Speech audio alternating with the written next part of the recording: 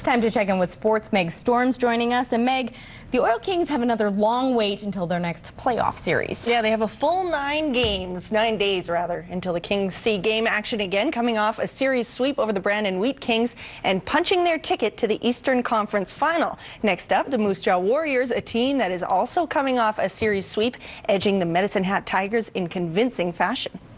They're going to have some tendencies that we're going to try and exploit, and we're going to have some tendencies they're going to try and exploit. But they're a big, strong, skilled team, and they play hard, and they've had a great playoff so far. And I understand they're getting Riley back, so that's just going to be another hurdle for us to climb. But you know what? That's what playoffs are all about. We've had 2 challenges, and we're looking forward to the next challenge. Both teams like to shoot the puck. According to Laxdal, his club outshot the Wheat Kings by a 2-1 margin, while the Warriors went 3-1 against the Tigers. You've got 2 teams that play a lot of similar hockey going into this next round, so it's going to be entertaining. It could be either high scoring or it could be low scoring, so it's going to be interesting to see how this next series folds out. But you know what, you look at the Eastern Conference, the first and second place team are going into this final, and we got to make sure that we're ready to play. Game 1 of the Oil Kings Warriors series goes Friday night at Rexall. An elimination from the WHL playoffs is bringing opportunities to Edmonton Oilers prospect Tyler Bunds. The 19-year-old goaltender from St. Albert has been called up by the Medicine Hat Tigers to aid in the Oklahoma City Barons' push for a Calder Cup. The Barons' regular season wraps up on Sunday. Over to Game 6 of the Enerflex Cup in the AJHL. Brooks with a chance to win it all with a win over Fort McMurray. They get off to a great start, 1-0, when Mark Renners slap passes it to Dakota Mason, right back to Renners. 2-zip Bandits, just over 6 left to play. There's a turnover behind the net, and Brooks capitalizes. Madison Smiley nets the 3rd of the night. An empty netter by Matt Wilkins seals it for the Brooks Bandits. They win the Enerflex Cup with a 4-0 victory over the Oil Barons. The Bandits will represent Alberta in the Doyle Cup. Over to the NHL playoffs. First round, Blackhawks visiting the Coyotes. Phoenix leads the series 1-0. Chicago up 1-zip in the first when Rafi Torres ties it up. Still in the first, Antoine Vermette with a perfect tip-in. Coyotes go up 2-1, but can't keep the lead. We're all tied up, and we will need overtime halfway through the extra frame. When a clearing attempt turns fatal for the Coyotes, the Blackhawks pounce on it. Brian Bickle gets his 2nd of the night, and the game winner. This series travels back to Chicago, tied at 1 each. The St. Louis Blues haven't won a playoff game since 2004. Down 1-0 in the series to the Sharks. They get a little luck early on. Vladimir Sobotka slips through Antti Niemi's grasp. Really bad luck when you score on yourself. Blues up 1-zip. Now a chance for the Sharks. The Blues aren't letting anything through, though. Even if 9 of 10 skaters are past the goal line, still 1-0.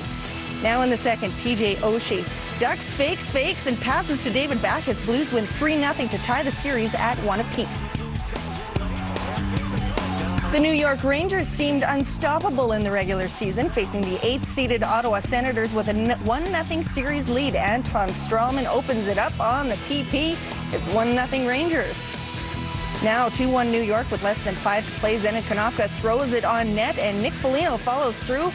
We are also needing overtime. Doesn't take long, though, to solve this one. 1:17 into extra time. Chris Neal wins it for the Sens. This game is now tied. The series, rather, is tied. Lloydminster's Braden Holtby and the Caps looking to even their series with the Bruins. Still no score in the second. David Krejci for Patrice Bergeron in the slot, but he fires just wide. Late in the frame, Alex Ovechkin throws it on goal. A scramble in front. Troy Brouwer bangs in the loose puck. The first regulation goal from either team in the series. 1-0 Caps through 40. Mid-third, Brad Marchand all kind of time in front. Holtby there again. Another save.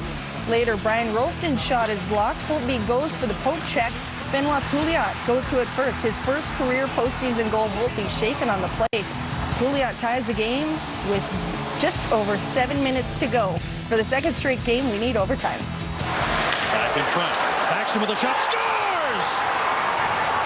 Backstrom buries it. The Caps win it 2-1 to even the series at 1. Nicholas Backstrom's 2nd career OT winner in the postseason. The Caps head back to Washington, series tied at 1.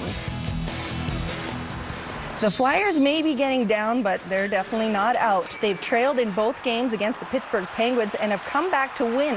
They now hold a 2-0 series lead heading back home. And now that we're at home, hopefully fans are going to give us a little boost here, and we'll be able to have a good first period. It'll be real nice to get back here in our building. The playoffs bring a different element, and our fans are incredible when it comes to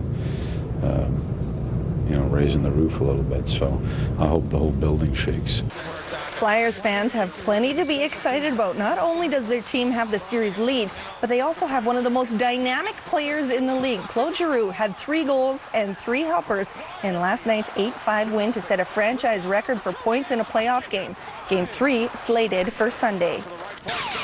Team Canada going for gold in the Women's World Hockey Championship, facing the U.S., who handed them a 9-2 beating in the round robin. Edmonton's Shannon Zabados getting the start.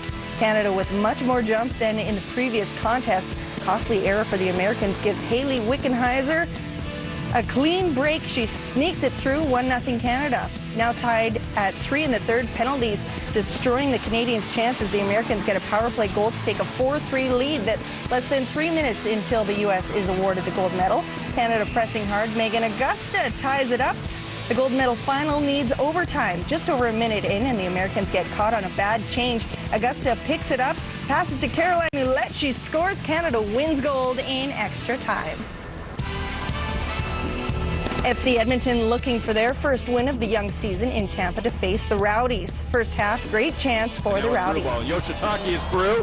Misevic, he's going to try and flip him, and Misevic is able to get him. Big stop by Misevic, but the Rowdies solve the keeper midway through the half.